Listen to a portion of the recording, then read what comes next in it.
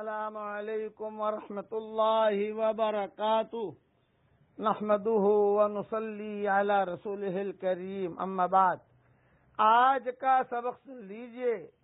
آج کے سبق کی سرخی ہے حضور صلی اللہ علیہ وسلم کی سیرت، پارٹ نمبر 154۔ اب مکہ مکرمہ سے صحابہ جو ہے ہجرت کر کے روانہ ہونے لگے مدینہ منورہ کی طرف۔ صدیق اکبر آئے حضور صلی اللہ علیہ وسلم کے پاس کہ حضرت میں بھی چلا جاؤں، مجھے اجازت دیجئے، بہت ٹینشن ہے۔ کئی مرتبہ کہا، روایتوں میں ہے کہ صدیق اکبر نے کئی مرتبہ جانا چاہا مگر آپ ان کو روکتے رہے۔ ایسے ہی حضرت علی کو بھی روک دیا حضور صلی اللہ علیہ وسلم نے۔ اب مکان کی رونق مکینوں سے ہوتی ہے، رہنے والوں سے ہوتی ہے۔ اگر کوئی مکان خالی ہو جائے، مکان چھوڑ کر چلا جائے تو اس پر ویرانی برسنے لگتی ہے۔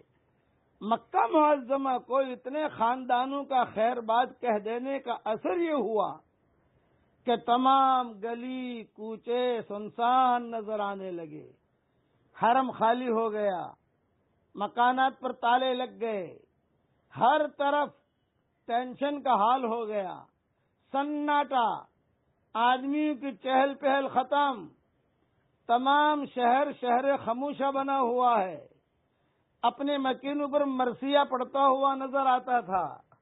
کتابوں میں لکھا ہے کہ حضور نے جب ہجرت کا اعلان کیا، پہلے ایک پوائنٹ ذہن میں رکھنا، سب سے اخیر میں حضور صلی اللہ علیہ وسلم اور ابو بکر اور حضرت علی، صہیب رومی، یہ چار ہیں جو سب سے اخیر میں مکہ چھوڑ کے نکلے ہیں۔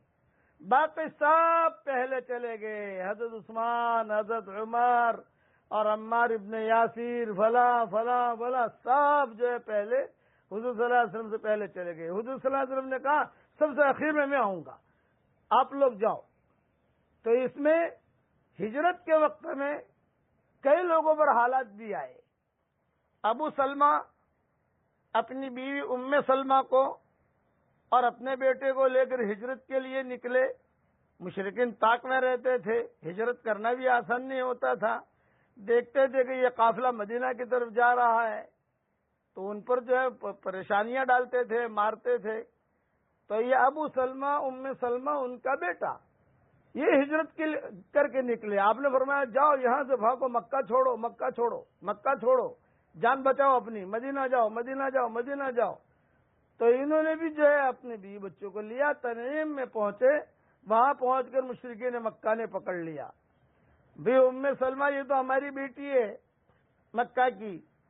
کتابوں میں لکھا ہے کہ ہاتھ پکڑ کے ام سلمہ کو کھینچا، اور پھر بچہ تھا تو وہ اس کے خاندان والے آئے، یہ کہے بچہ تو ہمارا ہے، بچے کو کھینچا، ماں الگ، بیٹا الگ، ابو سلمہ الگ، یہ تینوں الگ ہو گئے۔ ابو سلمہ سے کہا تمہیں جانا ہے جاؤ، ہماری بچی کو لے کے مت جاؤ۔ دوسرے آئے، یہ کہا یہ بیٹا تو یہ تو ہمارا ہے، یہ کہہ کر ماں بھی الگ ہو گئی، بیٹا بھی الگ ہو گیا، ابو سلمہ بھی الگ ہو گیا۔ یہ حالات ہے۔ تو ام سلمہ جو بعد میں چل کر ام المؤمنین بنی ہے، یہ کہتی تھی میں پورا دن اور پوری رات روتی تھی۔ اس لیے روتی تھی شوہر چلا گیا، بیٹا الگ ہو گیا، میں الگ ہو گئی، صرف اس وجہ سے کہ ہم ہجرت کر کے جا رہے تھے اور کوئی قصور نہیں۔ بعد میں جو ہے کچھ رشتہ دار ان کے خاندانی لوگ جمع ہوئے اور جمع ہو کر یوں کہا کہ بھئی شوہر سے بھی بچی کو الگ کیوں کرتے ہو تم؟ پھر یہ بیٹے کا کیا قصور ہے؟ بچہ تو چھوٹا ہے، میں اس کو تم جو ہے ایسا نہ کرو، یہ تو ظلم ہے ایک قسم کا عورتوں کے اوپر۔ اچھا، ہجرت کر کے جو مصحابہ جاتے تھے تو جو ذرا طاقتور ہوتے تھے، حضرت عمر جیسے وغیرہ وغیرہ، عیاش ابن ربیعہ عیاش ہے، حضرت عمر ہے، ہشام ابن عاص ہے، یہ سارے کے سارے یہ ذرا طاقتور تھے، تو ان کو تو مشرکین مکہ کھڑے رہ کر دیکھتے تھے کہ یہ جا رہا ہے عمر، دیکھو یہ دیکھو یہ عثمان بھی جا رہا ہے۔ لیکن یہ ذرا وٹ والے لوگ تھے، کمزوروں پر تشدد کرتے تھے۔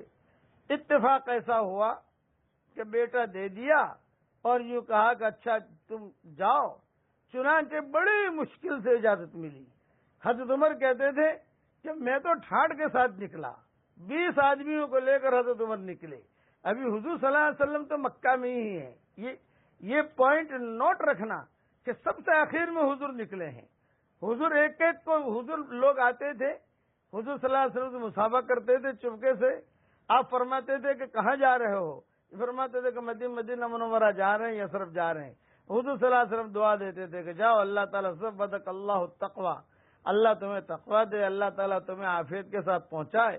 اس طریقے سے صحابہ نے مدینہ منورہ کی ہجرت کی.